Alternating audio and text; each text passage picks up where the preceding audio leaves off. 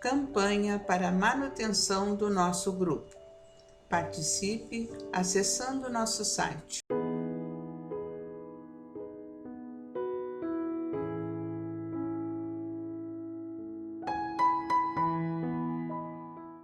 Olá, meus irmãos, olá, minhas irmãs. Que bom que estamos juntos mais uma vez no canal do nosso Grupo Espírita Francisco Xavier, dando sequência às nossas reflexões diárias, livro Fonte Viva, hoje capítulo de número 78, que tem como título Enxertia Divina. No subtítulo, uma frase do nosso irmão Paulo de Tarso, que está lá na sua epístola aos Romanos, capítulo 11, versículo 23, em que ele diz: se não permanecerem na incredulidade, serão enxertados, porque poderoso é Deus para os tornar a enxertar. Antes de entrarmos no comentário e no texto de Emmanuel, nós vamos ver primeiro o que é um enxerto. O enxerto, na agricultura, é a operação que se caracteriza pela inserção de uma gema, broto ou ramo de um vegetal em outro vegetal, para que se desenvolva como na planta que o originou.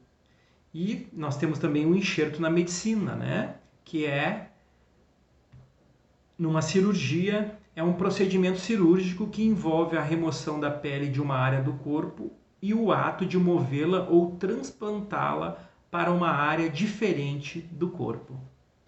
Então era importante a gente entender o contexto do que é um enxerto, uma enxertia, né? Para que a gente possa seguir adiante. E nós vamos lá na epístola de Paulo aos Romanos, para nós compreendermos o que ele quis dizer aos romanos nesse versículo.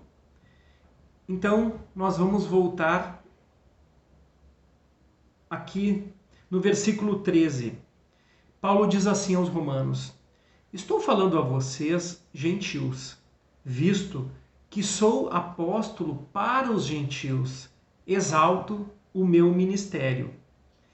E ele vai dizer: pois se a rejeição deles, dos judeus, é a reconciliação do mundo, o que será a sua aceitação se não vida dentre os mortos? Quer dizer, quem está afastado de Deus se reconcilia com o Pai e volta a viver no crescimento espiritual.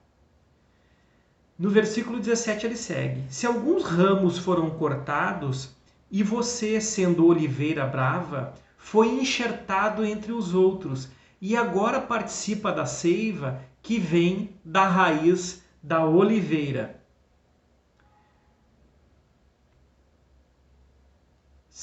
Não se glorie contra esses ramos. Se o fizer, saiba que não é você quem sustenta a raiz, mas a raiz a você. Ou seja, não fique orgulhoso e vaidoso contra o seu irmão, porque quem sustenta a raiz é o nosso Pai, o nosso Criador, e não nós mesmos.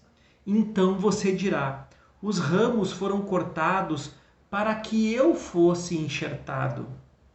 E você está certo. Eles, porém, foram cortados devido à incredulidade, e você permanece pela fé. Não se orgulhe, mas tema. Pois se Deus não poupou os ramos naturais, também não poupará a você. Aqui o contexto de Paulo de Tarso era de mostrar um Deus punitivo, a qual nós deveríamos temer ainda, né? Quando na verdade a gente sabe que é a justiça divina. Portanto, considere a bondade e a severidade de Deus. Severidade para com aqueles que caíram, mas bondade para com você, desde que permaneça na bondade dele. De outra forma, você também será cortado. E quanto a eles, se não continuarem na incredulidade, serão enxertados, pois Deus é capaz de enxertá-los outra vez. Ou seja, o nosso Pai, nosso Criador, dará novas oportunidades para que eles possam voltar ao caminho do crescimento espiritual. Então, meus irmãos, agora nós vamos ao texto de Emmanuel. Lindíssimo como sempre, e ele vai nos dizer: Toda criatura, em verdade, é uma planta espiritual, objeto de minucioso cuidado por parte do divino semeador. Cada homem, qual ocorre ao vegetal, apresenta diferenciados períodos na existência: sementeira, germinação, adubação, desenvolvimento, utilidade, florescência, frutificação e colheita. Nas vésperas do fruto, desvela-se o pomicultor, com mais carinho, pelo aprimoramento da árvore. É imprescindível haja fartura e proveito. Na luta espiritual, em identidade de circunstâncias, o Senhor adota iguais normas para conosco. Atingindo o conhecimento, a razão e a experiência, o pomicultor celeste nos confere precioso recurso de enxertia espiritual, com vistas à nossa sublimação para a vida eterna. A cada novo dia de tua experiência humana, recebes valioso concurso para que os resultados da presente encarnação te enriqueçam de luz divina pela felicidade que transmite aos outros. És, contudo, uma árvore consciente, com independência para aceitar ou não os elementos renovadores, com liberdade para registrar a bênção ou desprezá-la. Repare atentamente quantas vezes te convoca o sublime semeador ao engrandecimento de ti mesmo. A enxertia do alto procura-nos através de 1000 modos. Hoje é na palestra edificante de um companheiro, amanhã será num livro amigo, depois virá por intermédio de uma dádiva aparentemente insignificante na senda.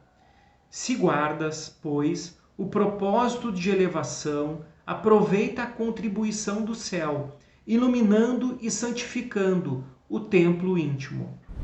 Mas, se a incredulidade por enquanto te isola a mente, enovelando-te as forças no carretel do egoísmo, o enxerto de sublimação te buscará debalde, porque ainda não produzes nos recessos do espírito a seiva que favorece a vida abundante. Então, Emmanuel, aqui no seu texto, completando Paulo de Tarso, meus irmãos, nos lembra que o Pai tem muitas formas de nos trazer novamente para a caminhada do crescimento espiritual. Existem muitas maneiras que o nosso Criador nos convida, que Ele nos traz novamente para o caminho, para a estrada do entendimento, do amor e da fraternidade. São muitos os meios. Nós não percebemos muitas vezes, porque como nos diz Emmanuel, quando nós estamos ainda no carretel do nosso egoísmo, quando ainda nós não temos os olhos de ver e os ouvidos de ouvir, para seguirmos adiante nesse convite que o Cristo nos faz diariamente nas nossas tarefas, nos nossos desafios, e muitas vezes nós não percebemos. E como diz Emmanuel, às vezes numa palestra edificante de um companheiro de jornada, muitas vezes num livro, em que nós temos oportunidades de abrir a nossa mente, sermos tocados pelos nossos sentimentos, ainda enraizados, mas que podem despertar através da nossa aceitação, do nosso amor incondicional a nós, ao nosso crescimento, ao nosso desenvolvimento. Porque justamente são por essas oportunidades e por esses desafios que nós estamos aqui, mais uma vez reencarnados. Então, meus amados, que convites sejam aceitos por nós, que oportunidades sejam vistas pelos nossos olhos como presentes divinos e que nós possamos estar sempre juntos com o nosso Criador, com o nosso Mestre e com os bons espíritos. Muito obrigado, meus irmãos, por mais essa oportunidade desse capítulo 78 de hoje. Fiquem em paz, fiquem com Deus. Até o nosso próximo encontro.